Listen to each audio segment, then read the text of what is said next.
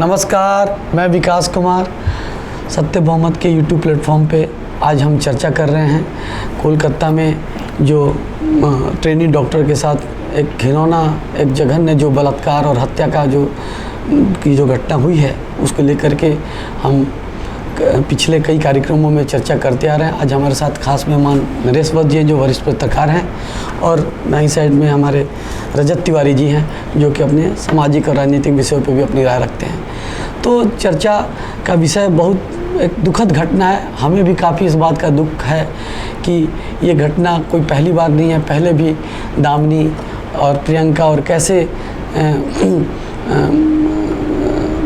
जो बलात्कार की घटनाएं होती आ रही हैं उस पे सरकार ने कई इस तरीके से कड़े कानून बनाए, कड़े नियमों का हवाला दे करके फास्ट ट्रैक कोर्ट की बात करी। उसके बावजूद भी ये सारी चीज़ें नहीं रुक रही है। बहुत इस पे गहरी हमारी चिंता है और इसको हम लेकर के आए हैं इस विषय को कि भाई आखिर में क्या कारण है कि इतनी हम एक तरफ तो कह रहे हैं कि भाई हम विश्व गुरु हैं, हमारा इतिहास इस तरीके से है कि जिसमें हम माताओं और बहनों को हम देवी का रूप मानते आ रहे हैं। तो ऐसे समाज में ऐसे भी कुकृत्य करने वाले भी लोग स्थापित हैं, उस पर सरकार भी नियंत्रण नहीं कर पाती है। तो हम नरेश जी से बात करते हैं। नरेश जी देखिए, वाकई ये काफ़ी एक कहीं ना कहीं अब एक ऐसी स्थिति में हम आ जाते हैं कि कभी लगता है कि अब हम बोले क्या, शब्द भी कम पड़ जाते हैं ऐसी बातों के ऊपर बात करते वक्त। एक तो गहरा शोक है, उनके प्रति संवेदना है हमारे परिवार के प्रति, लेकिन आप भी बताइए कि वाकई ये सब चीज़ें ये हो रही जो समाज में, ये क्या समाज का रूप है जहाँ हम देवी की रूप मानते हैं। सरकार भी कई बेटी बचाओ बेटी पढ़ाओ कई ऐसे नारे भी करती है, लेकिन फिर वही सारी बातें बताइए दर्शकों को। देखिए विकास जी, आपने बिल्कुल सही कहा। जो कोलकाता में ये जो रेप के बाद हत्या हुई है ये पूरे भारतवासी को शर्मसार करने वाली है और सीबीआई ने आज जैसा कि स्टेटस रिपोर्ट सौंप दी है, अभी भी जो उसकी गुत्थी है वो सुलझी नहीं है, उलझती जा रही है। क्योंकि जिस तरह का अपराध हुआ वो तो जघन्य अपराध है, शर्मसार करने वाला है और पूरा जो भारतवासी है शर्म से उसका सर झुक रहा है। क्योंकि नारी की अस्मिता पर यह कोई पहला ऐसा मामला नहीं है जिस पर उसकी इज्जत को तार तार किया है, हमारी इंसानियत को शर्मसार किया है। निर्भय का हुआ और लगातार हो रहा है। लेकिन जो सबसे बड़ा सवाल मैं उठाना चाहूँगा वो राजनीतिक व्यवस्था है। राजनीतिक व्यवस्था किस मायने में? देखिए, आपने देखा होगा कि ये जो एक राजनीति है, गठबंधन की राजनीति, इसने अपना एक विद्रूप चेहरा जो है वो कर लिया है। देखिए, महिलाओं के खिलाफ जो भी अपराध हो रहे हैं, वो पश्चिम बंगाल में हो, वो महाराष्ट्र में बदलापुर में जैसे घटना हुई, या देश के किसी भी हिस्से में हो, वो अपराध है। लेकिन ये जो गठबंधन की राजनीति है, गठबंधन का चश्मा पहनकर जो राजनीतिक दल इस पर प्रतिक्रिया देते हैं, इस पर जो वो उसकी निंदा करते हैं, उसका तरीका भी अलग है। कि बंगाल का जो रेप है वो तो हुआ, लेकिन हाथरस पे क्या हुआ, हाथरस फिर कहते हैं जी बदलापुर में क्या हुआ। यानी कि गठबंधन की राजनीति से जो लोग सत्ता में हैं वो अपने स्वार्थ की पूर्ति करते हैं। यानी एक तरफ जो महिलाओं की अस्मिता है वो तार तार हो रही है, दूसरी तरफ इसी तार तार होने पर राजनीतिक जो दल हैं वो अपने वोट बैंक को करते हैं। तो इस पर सबसे बड़ा सवाल है कि हमारी जो राजनीतिक व्यवस्था है इसको बदलने की आवश्यकता है। बिल्कुल सही कहा नरेश जी कि राजनीतिक व्यवस्था बदलने की आवश्यकता है। आपने एक चीज़ और इसमें कहा कि ये वोट बैंक है, बिल्कुल। तो मैं समझता हूँ कि जहाँ हर घर का में बेटी माताएं बहनें हैं और वहाँ पे अगर कोई ऐसी जो समाज शर्मसार करने वाली घटना है, कम से कम ऐसी विषयों के ऊपर राजनीति शोभा नहीं देती है। मतलब कहने का मतलब जिस तरह का हमारा एक भारत का जो एक कहते हैं कि जो पूरी जो हमारा इतिहास रहा है, जो हमारे संस्कार हैं, जो हमारे रीति रिवाज, जो हमारे कस्टम्स हैं, कहीं भी अलाउ नहीं करते हैं कि माताओं बहनों को इस तरीके से देखा जाओ, ऐसे कुकृत्य ऐसे घटना जो आ रहे हैं। लेकिन ये वोट बैंक राजनीतिक लोग भी एकदम उनका कोई स्तर गिरता जा रहा है। एक राजनीति, एक जो पहले राजनीति तो विचारों का विषय है ना, कोई इसको वोट बैंक से, धर्म से, जाति, अब ये तो नहीं कह सकते कि जिसका बलात्कार हो उसका धर्म क्या है, उसकी जाति क्या है, ये सारी विषय तो इस बातों से बिल्कुल अलग बात है। जब बलात्कार हुआ है तो हुआ है, स्वीकार करना पड़ेगा, और उसके साथ क्या होना चाहिए न्याय, उस पर बात करनी चाहिए सरकार को, और आगे से ये घटना न घटे, वो भी दर्शकों को ये बात समझनी चाहिए कि ये न घटे, इस पर भी कोई बात नहीं करता है। कुल मिला करके कहीं ना कहीं सिर्फ राजनीति होने जाती है, जिसका आपने कहा कि ये राजनीतिक व्यवस्था का दोष है। तो थोड़ा ये भी बताएं कि वो क्या राजनीतिक व्यवस्था है जिसकी तरफ आप इशारा करें मेरे जी। आप देखिए, बहुत ही महत्वपूर्ण सवाल है। पश्चिम बंगाल के मुख्यमंत्री ममता बनर्जी जी, कानून व्यवस्था उनके हित में है। उससे पहले भी मामला हुआ है। जिस तरह से मुख्यमंत्री धरने पर बैठती हैं, न्याय की गुहार लगाती हैं, तो ये कहीं ना कहीं हमारी राजनीतिक व्यवस्था का वो चेहरा है, वो तंत्र है जो पूरी तरह से कमज़ोर हो गया है कि मुख्यमंत्री को भी न्याय के लिए धरने पर आना पड़ता है। अरे मैं तो जहाँ तक समझता हूँ कि ममता बनर्जी मुख्यमंत्री हैं, स्वास्थ्य मंत्री हैं, गृह मंत्री हैं, तीनों तो वही हैं, पुलिस उनके कंट्रोल में है, डॉक्टर उनके कंट्रोल में, तो धरना किसके खिलाफ कर रही हैं वो, ये बताना क्या चाह रही हैं देश की जनता को? हाँ, मैं वही आपको विकास जी कह रहा हूँ, लेकिन बात यहीं तक नहीं है जी। जो सुदीप्त राय हैं, जो राज्यसभा के सांसद हैं टीएमसी के, उन्होंने सिर्फ इतना कहा कि जो पुलिस ने इसमें देरी की, पूछताछ होनी चाहिए। भाई, ये लोकतंत्र है, लोगों का लोकतंत्र है, लोगों के लिए लोकतंत्र है, लेकिन कहीं नहीं दिखाई दे रहे। उस राज्यसभा सांसद को अपनी जमानत के लिए अर्जी लगानी पड़ी। सच बोलना इस गठबंधन की राजनीति में इतना मुश्किल हो गया है, वो भी उसी दल का सदस्य है। तो कहीं ना कहीं ये दिखा रहा है कि हम वोट बैंक की राजनीति की जो लक्ष्मण रेखा थी उसको भी पार कर गए हैं। ये तो खैर छोड़ दीजिए, नैतिकता तो इस राजनीति में आप मानिए ही मत कि राजनीति इसमें नैतिकता कहीं है, कहीं लक्ष्मण रेखा है। ये पूरी तरह से कुर्सी पर बने रहना, चिपके रहना ही इसका एक मकसद है। न जाने कितनी महिलाएं अस्मिता उनकी तार तार होगी, कितनी की इज्जत आबरू लूटेगी।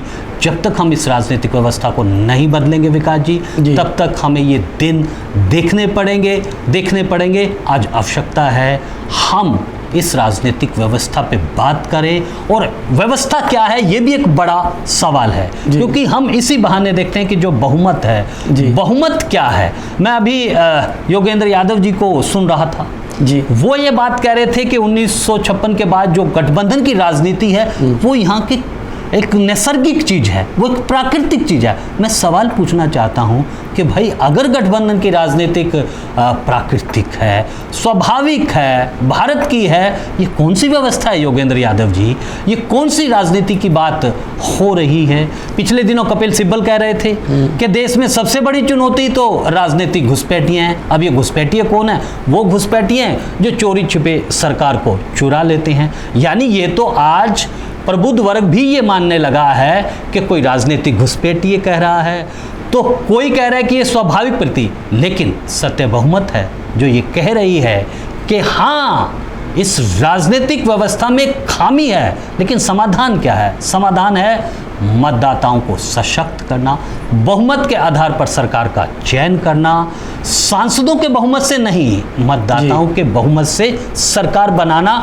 तो आज एक सही समय है, उचित समय है कि हम इस बहुमत की राजनीति को, सत्य की बहुमत की राजनीति को आत्मसात करें और आगे बढ़ें। बहुत अच्छा, सत्य बहुमत की राजनीति को आत्मसात करें और आगे बढ़ें एक अच्छी सोच के साथ। जी बहुत, अब मैं रजत जी से इसके ऊपर ज़रा प्रतिक्रिया लूँगा। जो विषय हमारा है, कोलकाता में जो ट्रेनी डॉक्टर के साथ बलात्कार और हत्या जैसी घृणित जो कांड हुआ है, उसको लेकर के जिस तरीके से खबरों को दिखाया जा रहा है, जैसे थोड़ी लिपापोती भी करने की कोशिश गई सरकार के द्वारा, डिले किया गया, इवन यहाँ तक उनके माता पिता को भी कहीं ना कहीं एक होल्ड किया गया उनसे मिलने को लेकर के, और कई इधर उधर की बातें, उनकी खबर दी गई कि भाई उनकी तबीयत खराब हो गई है। तो ये ऐसे छुपाने की जो बात आ रही है, सरकार आखिर में करना क्या चाह रही थी?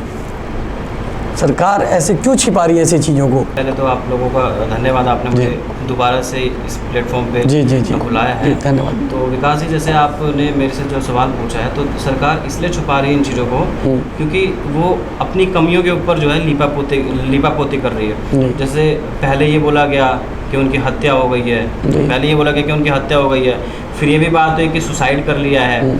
उसके बाद जब वीडियोग्राफी वगैरह की बात की कि वीडियोग्राफी, उनके जैसे फ्रेंड्स वगैरह जो थे उन्होंने बोला, जो साथ में डॉक्टर वगैरह काम करते हैं, उन्होंने बोला कि वीडियोग्राफी वगैरह उपलब्ध कराई जाए, तो उसके लिए टाल मटोल किया गया।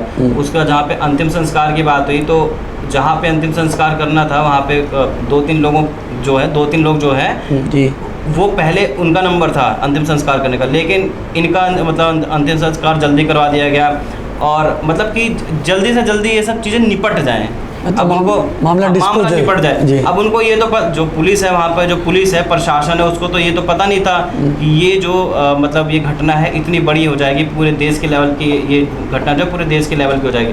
तो उन्होंने अपने हिसाब से जो है ये सब करने की कोशिश की कि मतलब लीपापोती हो, उसके बाद इसको जो है हत्या के उसमें डाल देंगे, नहीं तो आत्महत्या करके डाल देंगे, केस बंद हो जाएगा, बात खत्म। ना सरकार पे उंगली उठेगी, ना किसी पे उंगली उठेगी। लेकिन जो भारत की जनता है, लोगों के बीच में बात गई, लोगों ने इस बात को उठाया। तो अब जैसे कोई भी हो, जैसे अगर मैं ही हूँ या कोई भी आम आदमी हो, वो देखो पुलिस से एक तो डरता है, हमारे समाज में है पुलिस का ऐसा है कि पुलिस से डरता है। अब उसके माँ बाप भी उनके पिताजी दर्जी हैं, जैसे तैसे करके उन्होंने अपनी बेटी को पढ़ाया लिखाया, बेटी ने मेहनत की, बेटी वहाँ तक गई, उसके बाद उनके साथ ये घटना घट गई। तो एक तो माँ बाप तो कमज़ोर वैसे ही हो गया, कमज़ोर तो ऐसे हो गए माँ बाप। उसके बाद पुलिस प्रशासन का डर, ये वो डर, तो वो तो बिल्कुल कमज़ोर हो गए। उसके बाद जो है जब लोगों का समर्थन मिला, तब उनको भी हौसला है कि इस तरह की बातें जो है, जब पूरा देश साथ में खड़ा तो उनके अंदर भी हिम्मत है कि इस तरह की बात करें। नहीं तो पहले वो हार मान के बैठ जाते, क्योंकि हमारे देश की व्यवस्था ऐसी है। अभी तक जो आप राजनीति की बात कर रहे थे कि जो है राजनीति कर रही है, राजनीतिक चश्मे से ये सब चीज़ें देखी जा रही हैं, तो हमारे देश का माहौल इतना बुरा हो गया है कि आज कोई भी घटना घटे, उसके ऊपर सबसे पहले उसको राजनीतिक चश्मे से देखा जाता है। चाहे वो खिलाड़ियों की घटना हो, चाहे विनेश फोगाट का भी अभी देखो, उस पर भी राजनीति हो रही थी। हमारे देश की व्यवस्था इतनी खराब, राजनीतिक व्यवस्था इतनी खराब है, जोड़ तोड़ की राजनीति इतनी खराब है कि हर कोई घटना, छोटी से छोटी भी घटना, कहीं पे पुल भी गिर गया तो पुल पे भी जो है राजनीति होने लग जाती है कि अच्छा इस सरकार के राज्य में गिरा है तो हम बोलेंगे, अच्छा अरे यहाँ पे तो अपनी सरकार है, यहाँ पे हम नहीं बोलेंगे। इस तरह की जो व्यवस्था अभी बनी हुई है, जो जोड़ तोड़ की राजनीति है कि जहाँ पे मेरी सरकार है वहाँ पे मैं कुछ नहीं बोलूँगा, चाहे कितने भी बड़े अपराध हो जाएं। लेकिन जो दूसरे राज्य की सरकार है, जहाँ पे मेरी सरकार है ही नहीं, वहाँ पे जो है मैं खुल्ला बोलूँगा कि यहाँ पे ये कमियाँ हैं, वो कमियाँ हैं। तो इस तरह की जो व्यवस्था है उसमें सुधार की आवश्यकता है, सुधार होना भी चाहिए उन सब। लेकिन रजत जी, एक चीज़ ये देखिए कि जिस तरीके से लगातार पीछे की भी जो घटनाएं बलात्कार की हुई, चाहे वो दामिनी के केस था, उसमें भी बहुत व्यापक स्तर पे ये मतलब आंदोलन हुआ, उनको मतलब इस तरीके से दबाव पड़ा सरकार के ऊपर कि जल्दी से उनको फांसी की सज़ा भी सुनाई गई और वो सारी चीज़ें हुई। लेकिन ये रुकने का नाम ले रही, घटना लगातार हो रही है और कहीं ना कहीं ऐसा लगता है कि इस तरीके के जो दरिंदे हैं हमारे समाज में, कहीं ना कहीं अभी भी वो मतलब उनका एकदम लगातार जो है ना, वो कहीं ना कहीं वो एक गंदी निगाहों से देखते हैं हमारे समाज में। तो उनको कंट्रोल करने के लिए क्या ऐसा मतलब क्या किया जाए कि एक कुछ उन पर कंट्रोल हो, क्योंकि सरकार चाहे तो बहुत हद तक तो मिनिमम तो कर ही सकती है ना। चाहे इस घटना को भी तो रोका ही जा सकता था, जितना आजकल टेक्नोलॉजी का युग है, सीसीटीवी कैमरे हैं, कई तरह के सिक्योरिटी सिस्टम है, कई चीज़ों के ऊपर है। तो क्या इतनी सरकार की लचर व्यवस्था क्यों है जो कि कंट्रोल नहीं कर पा रही? सर, ये लचर व्यवस्था का सबसे बड़ा कारण यह है कि क्योंकि जो हमारे देश का मतदाता है वो केंद्र में नहीं है। केंद्र में है सांसद विधायक, सांसद विधायक केंद्र। सांसद एक बार किसी भी पार्टी का जो है जो भी वोट, जो सांसदों का बहुमत है वो पूरा हो गया तो 5 साल तक सरकार चलती रहेगी। और उसके बाद जो है अगर जैसे राज्यों में अगर विधायकों का पूरा हो गया तो उनके मुख्यमंत्री बना रहेगा, और अगर कहीं पर नहीं बनता तो जोड़ तोड़ से मुख्यमंत्री बना लिया, जोड़ तोड़ से जो है प्राइम मिनिस्टर बन गए। तो जब व्यवस्था ही ऐसी है कि जिस व्यवस्था में जो है खाली सांसद और विधायक तक की सब चीज़ें सीमित हैं, तो जनता की तरफ क्यों ध्यान दिया जाएगा? सबसे बड़ी दुर्भाग्य की बात यह है कि 2012 में जो है जो दामिनी का निर्भया का केस जो हुआ, उसके बाद भी आप देखो 12 साल हो गए। 2012 में हुआ था, 12 साल, 12 साल हो गए।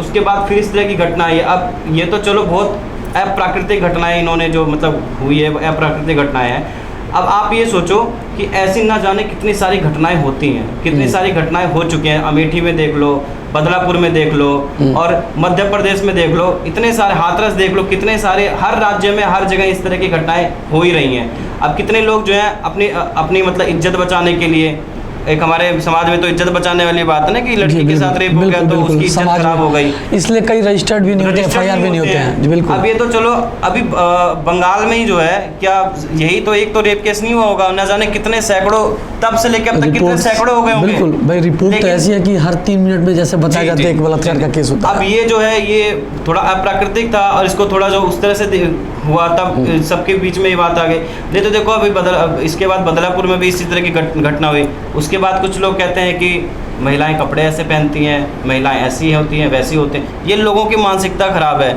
अब उसके बाद आप देखो लोग बच्चियों के साथ भी रेप करते हैं, आप समझ रहे हो ना। तो इस तरह की जो मानसिकता है, ये लोग मानसिक बीमार लोग हैं जो इस तरह की घटनाएं करते हैं। देखो एक तो मानसिक बीमारी है लोगों की, उसके बाद हमारे जो सरकार का जो ढीलापन है, जैसे सरकार जो है कि कुछ इस तरह के स्ट्रिक्ट कानून नहीं बनाती, जैसे प्रोनोग्राफी है, कोई भी अपने फ़ोन में इंटरनेट डलवाए, अब पूरा दिन मतलब प्रोनोग्राफी के लिए ना तो कुछ चीज़ें बंद हुई है। बिल्कुल बिल्कुल। इस तरह की जो चीज़ें हैं ना, जैसे और एक जो हमारी संस्कृति की बात है, यत्र नार्यन्ते पूजन्ते रमन्ते तत्र देवता, इस तरह की बात तो ये तो खाली किताबों की बातें रह गई हैं। कहाँ पे नारी की हमारे इसी तरह से पूजा हो रही है, जो बंगाल में पूजा हो रही है, हाथरस में पूजा हो रही है, बदलापुर में ये हमारी नारियों की, हमारी माताओं बहनों की क्या पूजा हो रही है। इसके खिलाफ जो कहते हैं बेटी बचाओ बेटी पढ़ाओ, उसके मतलब जो पिता है दर्जी होने के बाद उन्होंने बेटी को बचाया भी, पढ़ाया भी, उसके बाद क्या हुआ उनकी बेटी का। बिल्कुल। इस तरह की सिर्फ जो है कहने से नहीं होगा, एक अच्छा मतलब कानून में बदलाव करना चाहिए, और इस तरह की जहाँ पे महिलाएं काम करती हैं वहाँ पे कुछ एक्स्ट्रा प्रोटेक्शन, एक्स्ट्रा सुविधाएं देनी चाहिए। यातायात के साधनों में भी थोड़ी सी और सुरक्षा होनी चाहिए। जिस तरह से इस तरह की घटना पे देखो, अगर सरकार चाहेगी, सरकार, मैं ये तो नहीं कह रहा कि पूरी तरह से खत्म कर देगी, लेकिन काफ़ी हद तक जो है सरकार जो है किसी भी चीज़ में सुधार कर सकती है। हमारे जो देश में संशोधन होते हैं, कुछ कमियां रहती हैं, तब तो संशोधन किया जाता है कि अब परिस्थितियां चेंज हो गई हैं, अब इसके हिसाब से संशोधन किया जाएगा तो ये व्यवस्था अच्छी चलेगी। लेकिन जब तक जोड़ तोड़ की राजनीति, सांसदों विधायकों की राजनीति रहेगी, तब तक तो इस तरह की घटनाओं पे अंकुश लगाना मुश्किल रहेगा, क्योंकि जो है सरकार चलाने के लिए सिर्फ सांसदों की और विधायकों की ज़रूरत है, जनता से उनको कोई मतलब नहीं है। जी जी बिल्कुल।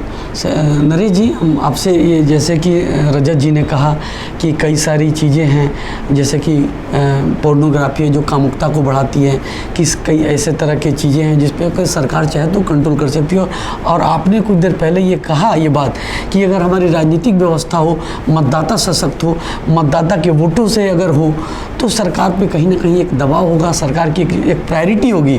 अभी जो मौजूदा राजनीतिक व्यवस्था है में, उसमें ऐसे एक अच्छा समाज का निर्माण हो सके, एक देश प्रगति के रास्ते पे जाए, सबका समेकित विकास हो, ये प्रायोरिटी ना हो करके वोट बैंक वाली राजनीति जो होती है, उसके पीछे क्या कारण मानते हैं कि ये भाई जो चीज़ करना चाहिए, जो अति आवश्यक काम है, अब घटना आएगी तब आप सोचना शुरू करेंगे। पहले से आपके पास क्या प्लान है, कैसे चीज़ों को कम कर सकते हो, क्या क्या चीज़ों, टेक्नोलॉजी को अपग्रेड करके चीज़ों को ला करके हम मिनिमम कर सकते हैं। तो ये सरकार के लिए प्राथमिकता में ना हो करके वोट बैंक की राजनीति, कहीं ना कहीं धर्म जाति के ऊपर ज़्यादा समय व्यतीत होता है सरकारों को, ये सब जो होता है उसके पीछे क्या वजह मेन क्या है? ये देखिए, आपने बहुत ही महत्वपूर्ण सवाल ये किया है। सबसे बड़ी जो बात है वो है समाज में जागृत एक ऐसी चेतना जो सभी के लिए स्वीकार्य है, सभी प्यार से रहें, सद्भाव से रहें। उसके लिए सबसे बड़ा तरीका तो शिक्षित करना है। शिक्षित कौन करेगा? हमारी राजनीतिक व्यवस्था।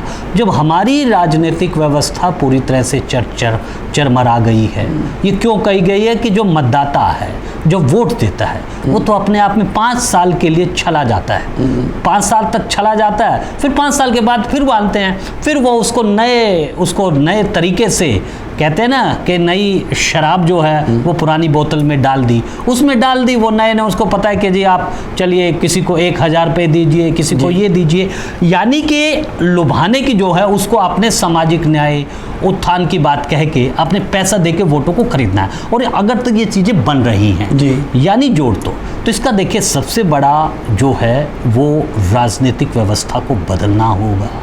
हमें जब ये देख लिया कि भाई 33% वोट लेकर 40% वोट लेकर आप सरकार बनाते हैं, तो उसी जोड़ तोड़ से करके कि कैसे आपको ये वोट लेने हैं, कैसे जीतना है, उसके लिए तो सिर्फ बांटने की काम हो रहा है, जोड़ने का काम नहीं हो रहा है। कोई हिंदू मुस्लिम में बांट रहा है, कोई जातियों में बांट रहा है। अब तो उससे भी आगे बढ़ गई है कि अब तो जो राजनीति है बांटने की राजनीति हो रही है। लेकिन मैं ये कहना चाहता हूँ विकास जी, आज समय आ गया है, हमें इस बात पर चिंतन करना होगा। देखिए, राजनीतिक दलों पर लगाम कौन लगाएगा?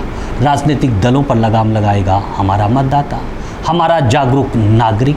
जागरूक नागरिक बनिए। और जागरूक नागरिक कब बनेगा कि आप राजनीति में जो राजनीति है उस पर अपनी पकड़ रखिए। आप क्या कर सकते हैं? आप एक अच्छा उम्मीदवार चुन सकते हैं। जब आप वही फिल्टर लगा देंगे तो ये जो राजनीतिक व्यवस्था है इस पर काफ़ी हद तक कंट्रोल होगा। और उस फिल्टर का काम जो है वो करने के लिए सत्य बहुमत का एक विचार है, बिल्कुल, जिसको आप लागू करते ही स्वतः वो चीज़ें हो जाएंगी। क्योंकि सत्य बहुमत मतदाताओं के बहुमत पर, यानी कि जिसके जितने मत ज़्यादा होंगे वो सरकार बनाए।